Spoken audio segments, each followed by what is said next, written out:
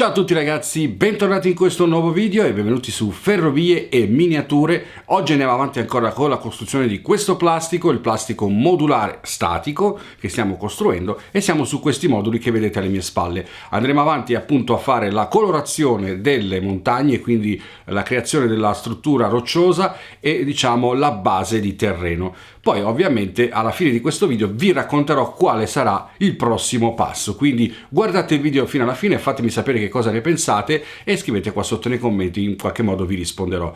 Ci vediamo alla fine del video, mi raccomando ragazzi, iscrivetevi al canale e condividete dappertutto. Buona visione! Cominciamo subito con il bianco ragazzi, bianco colore acrilico, lo mettiamo all'interno appunto di un contenitore, come volete, in plastica, in vetro, non ha alcuna importanza, e poi aggiungiamo a questo bianco anche del nero, sempre colori acrilici ragazzi, una puntina di nero giusto per creare un po' di grigio di base, mescoliamo e poi aggiungiamo il terra di Siena, anche qui in base alle vostre esigenze.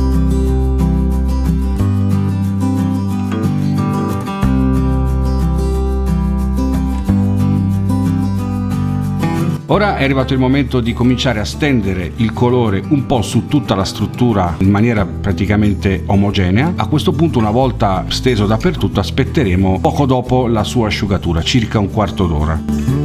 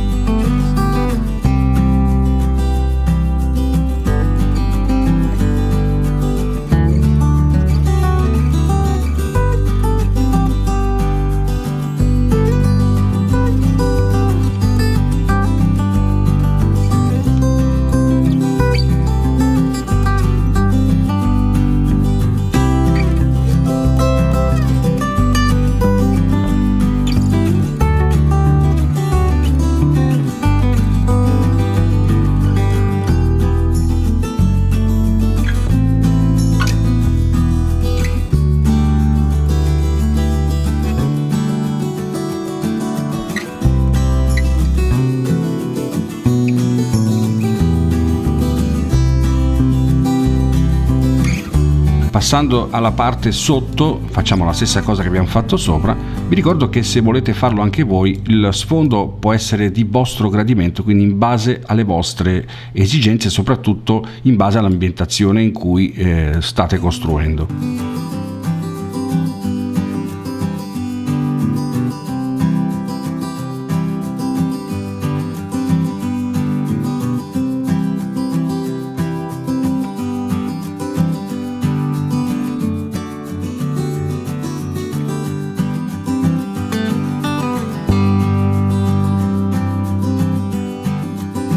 Ora andiamo a creare con il rosso l'impostazione del terreno, quindi rosso insieme allo stesso nero che abbiamo usato prima, e anche qui poi scegliamo cosa mettere, potete scegliere voi. Io in questo caso rimetto ancora del terra di Siena, quindi a questo punto ottengo un colore diciamo che è soddisfacente in base a quello che voglio fare, ma potete farlo anche più chiaro o più scuro, come volete voi.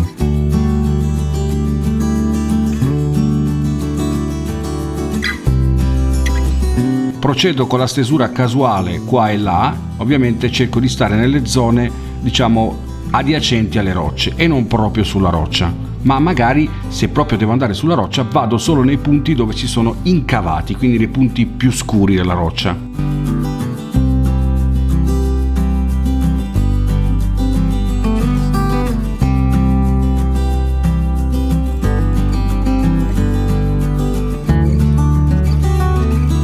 Prima che si asciuga il colore prendo una spugnetta imbevuta di acqua e andiamo a distribuirlo in maniera diciamo un po' più omogenea, andiamo a schiarire un po' il colore che abbiamo messo. Fatelo subito prima che il colore si asciughi.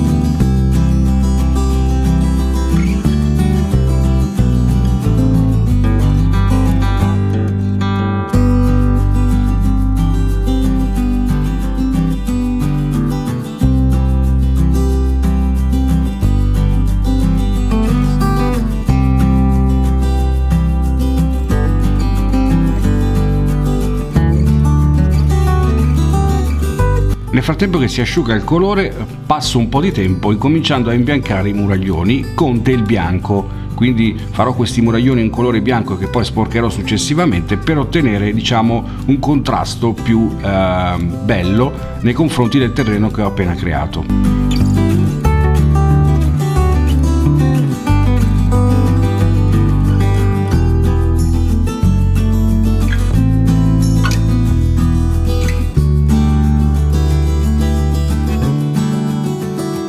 Ora con del nero mettiamo un po' di nero e aggiungiamo dell'acqua in abbondanza, perché abbiamo bisogno proprio di un acquitrino, quindi proprio acqua, quasi liquido, anche perché appunto il liquido deve poter scendere liberamente su tutta la struttura come state vedendo adesso, e lo passiamo direttamente in tutta la struttura, anche sulle rocce.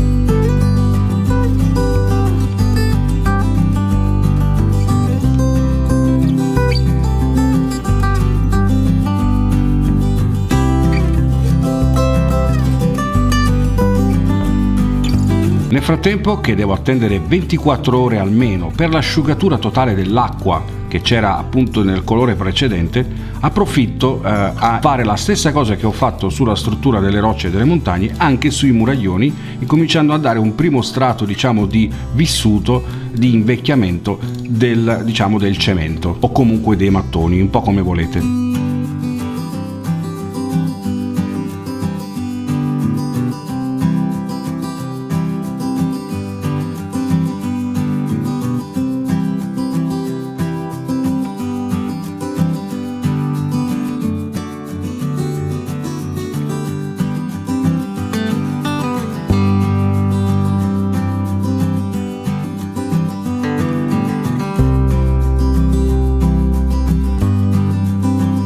Invece con il pennellino, con del nero sempre uguale a prima ma leggermente meno acquoso, vado a dare appunto questi tocchi qua e là, in modo tale che, vedete, il liquido si va a diffondere da solo all'interno delle fughe del mattonato, vedete? Va da solo. Lo fate in maniera del tutto casuale. Ovviamente poi quando si asciugherà useremo del pigmento nero per dargli ulteriore invecchiamento. Adesso è arrivato il momento di preparare il bianco a secco con un pennello, come potete vedere, a testa tonda, abbastanza largo, ok? A secco assolutamente, lo mettete anche su un tovagliolino, togliete proprio il grosso, dovete andare proprio con poca pittura, ma assolutamente a secco, e andiamo a dare luce alle rocce, alla struttura dove vogliamo, qua e là, in maniera molto casuale, per cercare appunto di dare un contrasto diverso per quello che è la nostra struttura. Ovviamente a questo punto mancherà, la parte che darà un impatto migliore e definitivo, è appunto la stesura della vegetazione.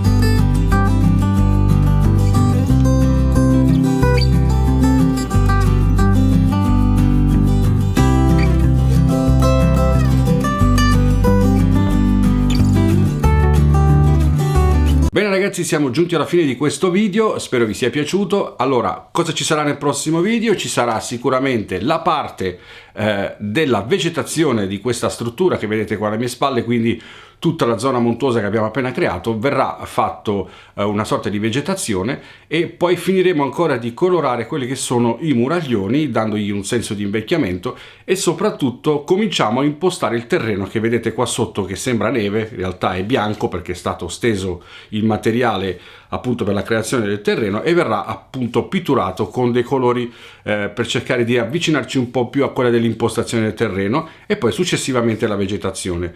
La cosa che faremo per ultimo in questo plastico sarà appunto poi la massicciata, che sarà l'ultima cosa a essere creata. Quindi ragazzi, ci vediamo al prossimo video. Nel caso buon anno a tutti, ci vediamo l'anno prossimo, ormai siamo alla fine di quest'anno, speriamo in un anno migliore, ci vediamo al prossimo video con un nuovo video del nuovo anno, e un abbraccio a tutti voi. A presto, ciao!